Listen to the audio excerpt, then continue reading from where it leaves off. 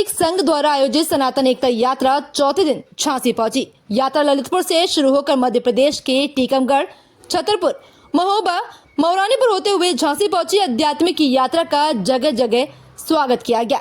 यात्रा में विभिन्न साधु संतों और धर्म गुरुओं ने श्रद्धालुओं को प्रेरित किया। आज यात्रा झांसी पहुंची, जहां कार्यक्रम के बारे में बताते हुए सनातन सांस्कृतिक संघ के अध्यक्ष हरिप्रिया भार्गव ने पत्रकार वार्ता का आयोजन करके बताया कि हमारा धर्म हमें न केवल मानवता की सेवा सिखाता है, बल्कि आत्मिक शांति और सामाजिक एकता का मार्ग भी दिखाता है। आइए हम सभी मिलकर सनातन धर्म की इस परंपरा को आगे बढ़ाएं। उन्होंने कहा कि यात्रा का प्रमुख उद्देश्य सनातनियों को एकता के सूत्र में पिरोने का है। उन्होंने बताया कि यात्रा के माध्यम से वह 4 वर्ग, जिसमें वैदिक धर्म, जैन धर्म, सिख और बौद्ध धर्म को सनातन एकता में जोड़ने का प्रयास लेकर निकली हुई है। उन्होंने बांग्लादेश में हो रहे हिंदुओं पर अत्याचार को लेकर कहा कि यह बंद होना चाहिए। अगर आज हम एकत्र नहीं हुए तो कट्टरपंथी लोग पुनः हमारी संस्कृति और हमारे धर्म के लोगों पर प्रहार करेंगे। वहीं यात्रा में शामिल होने झांसी पहुंचे सनातन महासंघ में संस्थापक गौतम खट्टर ने भी सनातनियों को एक होने पर बल दिया है। इसके साथ ही उन्होंने कहा कि बांग्लादेश में जिस तरह से हिंदुओं पर अत्याचार हो रहे हैं, जहां साधु संतों के साथ दुर्व्यवहार किया जा रहा है, वहाँ आज हिंदुओं की बहन बेटियां सुरक्षित नहीं है।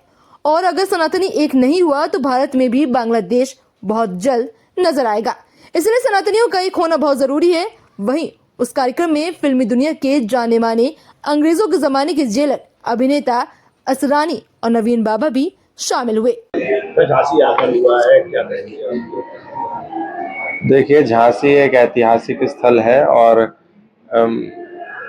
यहाँ झांसी की रानी के नाम से एक वीरांगना हमारी प्रसिद्ध हुई। वर्तमान में इस देश में जातिवाद के संदर्भ में पूज्य धीरेन्द्र कृष्ण शास्त्री जी ने भी एक यात्रा निकाली थी और अभी एक यात्रा हरिप्रिया जी ने निकाली है। तो ये जो छोटी छोटी यात्राएं हैं, बड़ी बड़ी यात्राएं हैं, देश के कोने कोने में हो रही हैं, उस यात्रा में झांसी एक ऐतिहासिक स्थल के रूप में विख्यात होगा आने वाले समय में, क्योंकि अभी हाल फिलहाल में 2 यात्रा निकली और दोनों ने झांसी को टच करा है। तो ये जात पात, छुआछूत, ऊंच नीच, भेदभाव, इसको मिटाने की यात्रा के संदर्भ में यहाँ पर आना हुआ था। और सनातन धर्म के लोग जो विभिन्न धड़ों में बटे हुए हैं, विभिन्न पंथों में बटे हुए हैं, विभिन्न जातीय भेदभावों में बटे हुए हैं, उन सबको एक करने के लिए, पिछड़े और बिछड़े सनातनियों को गले लगाने के लिए ये यात्रा थी। इसमें हम सब सम्मिलित हुए। आपकी भी सनातन यात्रा निकली, ये शास्त्री की भी सनातन यात्रा निकली, अलग अलग क्यों? अलग नहीं है, एक ही है।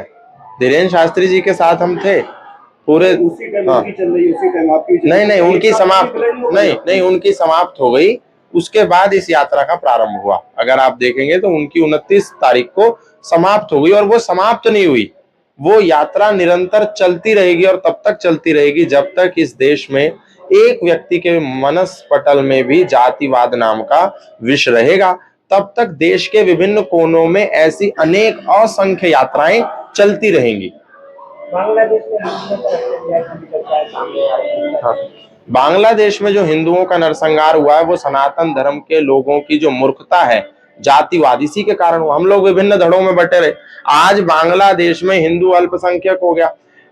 भारत में जो अभी हो रहा है वो बांग्लादेश का जो वर्तमान है वो भारत का भविष्य ना हो जाए, इसीलिए इस प्रकार की यात्राओं को निकाला जा रहा है विभिन्न संगठनों द्वारा। और आप बांग्लादेश में देखिए, जो आवाज भारत के संत उठा रहे हैं वही आवाज बांग्लादेश के चिन्मय प्रभु ने उठाई और उनको जेल में बंद कर दिया। और सबसे बड़ी दुख की बात कि चिन्मय प्रभु का स्वयं का संगठन इस्कॉन, जो स्वयं को international society for Krishna consciousness कहता है, इंटरनेशनल संगठन इस्कॉन चिन्मय प्रभु के सिर पे से हाथ पीछे खींच लेता है और कहता है कि हमारा चिन्मय प्रभु से कोई लेना देना नहीं। ये हम लोगों को क्या हो गया? हम लोग अपना लालच, अपनी ढपली, अपना ढोल बजा रहे हैं। ये मैं समझता हूँ कि बड़ा दुख है हमको। आज चिन्मय प्रभु के साथ खड़ा होना चाहिए देश के हर व्यक्ति को। हम ये कहेंगे कि वो हर संगठन का आदमी है, वो हर सनातनी संगठन का आदमी है जो सनातनी की आवाज उठा रहा है। तो इस्कॉन ने ये अच्छा नहीं करा। मैं उन लोगों को कहूंगा, परमपिता परमात्मा इस्कॉन के लोगों को सद्बुद्धि दे कि वो चिन्मय प्रभु के साथ आकर के खड़ा हो। और मैं भारत के माननीय प्रधानमंत्री जी, गृह मंत्री जी से भी कहूंगा कि इस विषय में हस्तक्षेप करें और चिन्मय प्रभु जी को न्याय दिलाएं, जो सनातनियों की आवाज बनकर के बांग्लादेश में उभर रहे हैं। हमने यही संदेश दिया है कि जाति वर्ण धर्म से ऊपर उठकर हम सबको एक होना है और एकजुट रहना है। हमें किसी भी तरह की राजनीतिक या धार्मिक षड्यंत्रों में नहीं आना है। हमें श्रद्धा, शांति और शौर्य, जो सनातन की 3 विशेषताएं हैं, उनको अपनाना है अपने जीवन में, और जाति को अपने मन से एकदम निकाल देना है, मन भेद नहीं रखना है।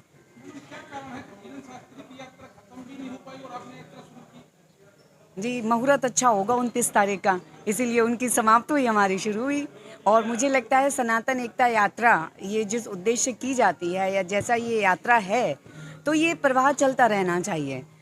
किसी की समाप्त होती है, कोई शुरू करता है। सारे सनातनी बहन भाई अपने अपने क्षमता अनुसार सहयोग कर रहे हैं और अपनी योग्यता अनुसार उसमें अपना योगदान दे रहे हैं।